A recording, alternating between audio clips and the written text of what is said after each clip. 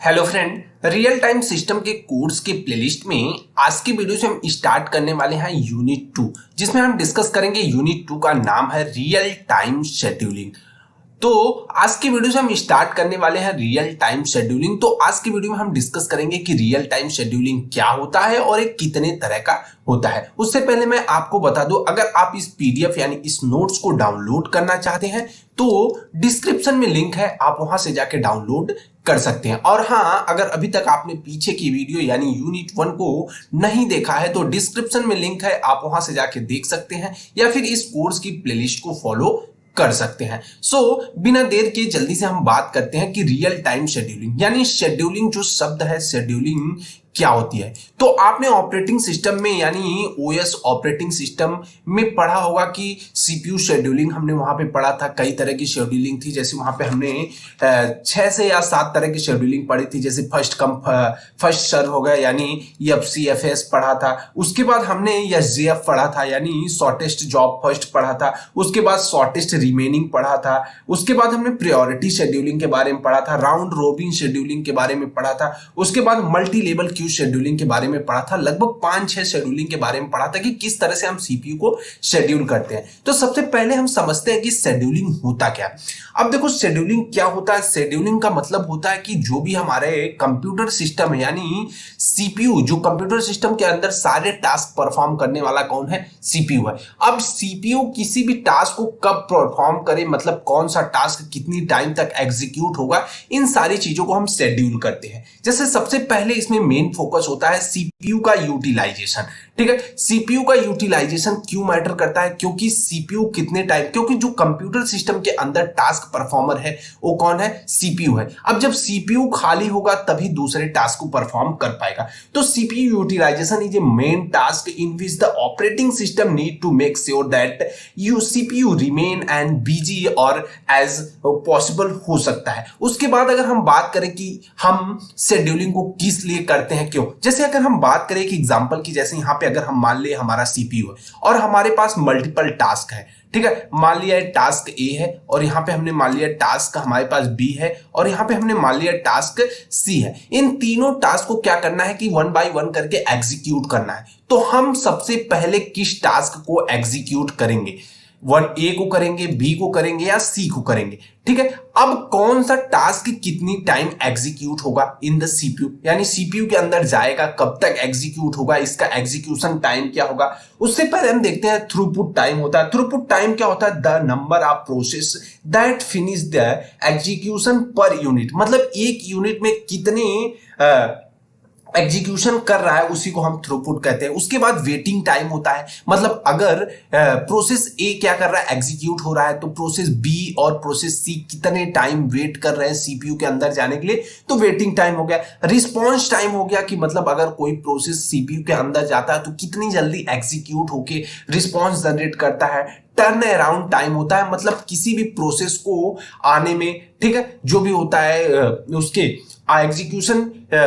Execution Q के अंदर आने में, उसके बाद सीपीयू के अंदर जाने में पूरा एग्जीक्यूशन टाइम, वेटिंग टाइम, सब कुछ मिला के मतलब टोटल टाइम कितना लगता है। तो इन सारी चीजों को हम लोग ऑलरेडी ऑपरेटिंग सिस्टम में पढ़ चुके हैं।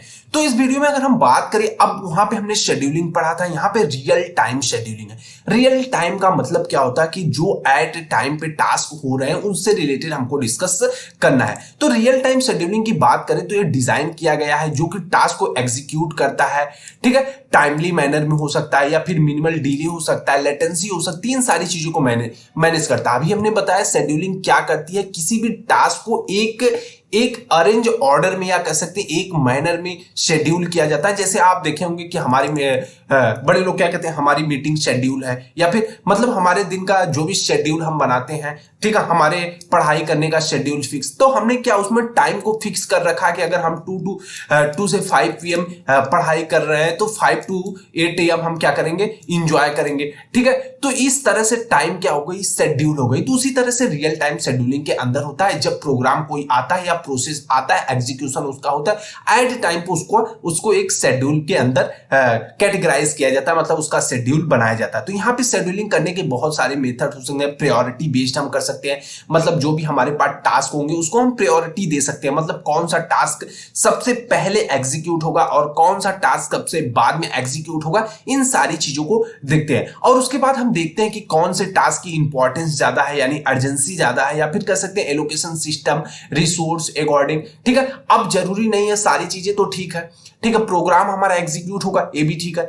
अब अगर हम बात करें कि अब हमारे पास रिसोर्स भी होना चाहिए, अगर कोई प्रोसेस है, ठीक है, यहां पे उसको रिसोर्स भी तो चाहिए, किसी भी प्रोसेस को एग्जीक्यूट होने के लिए रिसोर्स भी चाहिए। अब रिसोर्स खाली होगा तभी हम प्रोसेस को अंदर भेज सकते हैं सीपीयू के अंदर, ठीक है। तो क्रिटिकल टास्क कब एग्जीक्यूट होता है, इन सारी चीजों के बारे में हम डिस्कस करेंगे आगे, बहुत ही डीप में डिस्कस करने वाले हैं रियल टाइम शेड्यूलिंग के बारे में। तो ओवरव्यू हो गया कि शेड्यूलिंग होता क्या है। अब अगर हम बात करें कि शेड्यूलिंग कितने तरह की होती है, तो जनरली रियल टाइम सिस्टम के अंदर शेड्यूलिंग दो तरह की होती है, एक हार्ड रियल टाइम शेड्यूलिंग होता है, दूसरा सॉफ्ट रियल टाइम शेड्यूलिंग होता है। अब हार्ड रियल टाइम शेड्यूलिंग क्या होता है, जो हार्ड रियल टाइम शेड्यूलिंग होती है इसको रिक्वायर्ड होती है जो भी टास्क होते हैं वो कंप्लीट हो एक स्पेसिफिक डेडलाइन के अंदर। मतलब अगर कोई एक स्पेसिफिक डेडलाइन दे रखा है तो उस डेडलाइन के अंदर हमको टास्क को हर हाल में कंप्लीट करना है। सपोज दैट अगर हम मान ले आपके कॉलेज का कोई प्रोजेक्ट है और उसको अभी हम मान ले 25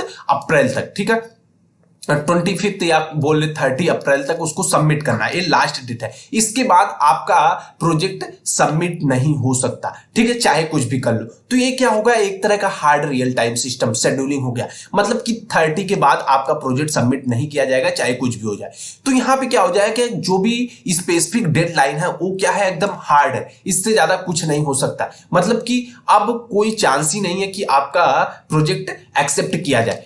तो यहां पे क्या है कि डिले, कोई चांस ही नहीं है कि डिले यहां पे हो। अगर डिले होता है तो फेलियर होता है, लॉस ऑफ डेटा होता है, डेटा का लॉस होता है। अगर रियल टाइम सिस्टम में, जैसे अगर हम बात करें प्लेन की बात करें, अगर कोई प्लेन लैंड कर रहा है तो वहां पे hard real time system work करता है, क्योंकि वहां पे अगर थोड़ी भी डिले होती है तो प्लेन क्रैश होने के चांसेस हैं। इसलिए क्या होता है कि वहां पे हार्ड रियल टाइम शेड्यूलिंग बना है। सॉफ्ट रियल टाइम शेड्यूलिंग क्या होता है कि जहां पे थोड़े बहुत टाइम, मतलब डेडलाइन से हमारा टास्क थोड़ा बहुत इधर उधर डिले हो सकता है, तो वहां पे क्या होता है उसको सॉफ्ट रियल टाइम शेड्यूलिंग। इन शेड्यूलिंग में क्या होता है कि जो भी टास्क होते हैं allow some degree of delay but still required to the task are complete within the responsible time frame. मतलब क्या है कि जो भी हमारा टास्क है एक टाइम फ्रेम के अंदर, रिस्पॉन्सिबल टाइम फ्रेम के अंदर कंप्लीट होना चाहिए। थोड़ा बहुत लेट हो सकता है, मतलब थोड़ा डिले हो सकता है, तो ऐसी कोई बात नहीं। अब अगर मान लो कि इंटरनल है, मान लो यहां पे हमने बात कर लिया एक्सटर्नल आपका प्रोजेक्ट था, यहां पे 30 लास्ट डेट थी, उसके बाद आपका प्रोजेक्ट सबमिट नहीं होता, क्योंकि एक्सटर्नल एग्जामिनर जो आता है उसके बाद नहीं आता, वो आपका प्रोजेक्ट सबमिट नहीं करता। अब मान लो इंटरनल चल रहा है, उसने 30 दिया, आपने 2 तारीख को ले जाके 2 मई को सबमिट किया, तो वहां पे हो सकता है, क्योंकि इंटरनल एग्जामिनर था, आपके कॉलेज का टीचर था, आपकी पहचान थी, तो वहां पे थोड़ा सा डिले हो गया। इसमें मस्ट होता है कि आपका टास्क कंप्लीट होना चाहिए। तो ये 2 तरह की रियल टाइम शेड्यूलिंग हो गई। शेड्यूलिंग 2 तरह की होती है, hard real time scheduling, soft. Hard real time scheduling के अंदर हमें क्या स्पेसिफिक डेडलाइन के अंदर अपना टास्क कंप्लीट करना होता है। सॉफ्ट रियल टाइम शेड्यूलिंग के अंदर हम क्या करते हैं, थोड़ा बहुत डिले हो सकता है बट हमें क्या करना है, अपने टास्क को कंप्लीट करना है एक रिस्पॉन्सिबल टाइम फ्रेम के अंदर। तो आई होप कि आपको समझ में आया होगा।